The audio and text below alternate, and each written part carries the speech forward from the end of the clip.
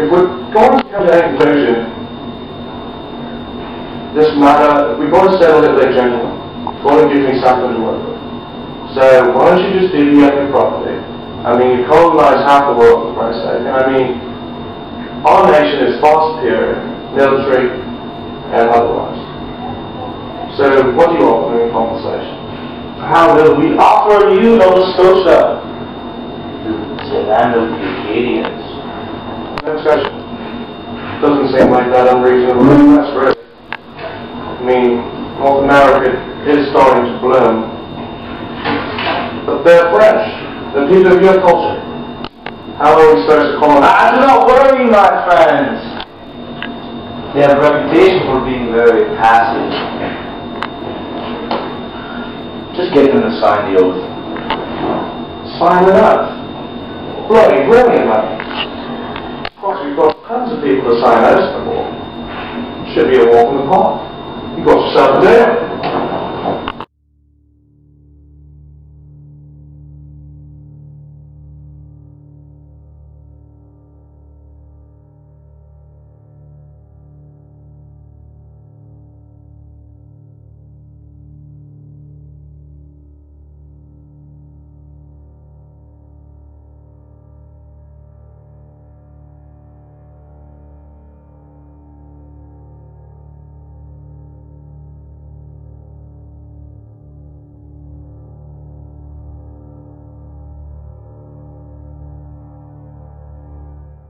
Treaty of Utrecht. There was an unwritten rule that all Acadians in Nova Scotia were British subjects.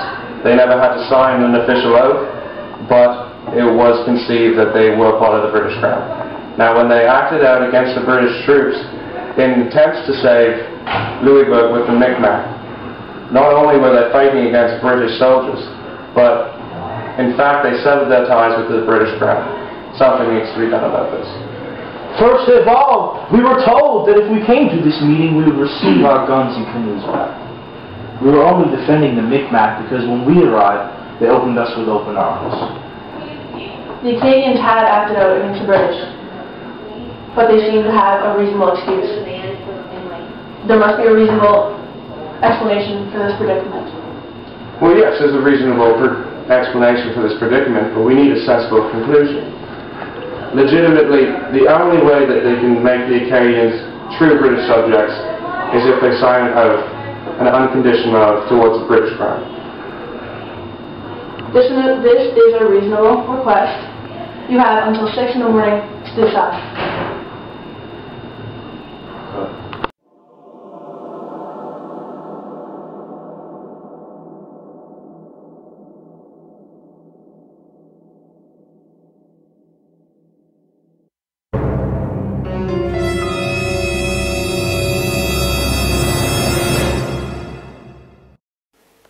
To the Board of Trade.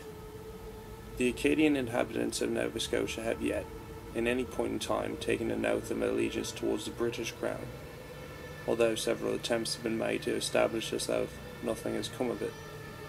I myself consider them to be an annoyance, not only to the colonisation process in Nova Scotia, but to the British nation as a whole, and I believe it is my duty to let the serious consequences of this problem be known to you. The uncontrolled acts of disloyalty to the British Crown and unwillingness to change their ways have been prevalent since I arrived across seas.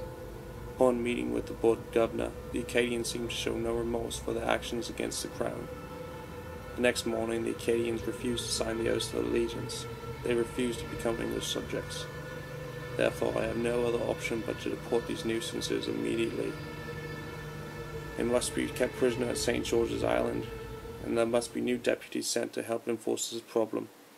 I am determined to bring the inhabitants to a compliance to rid them of the province completely.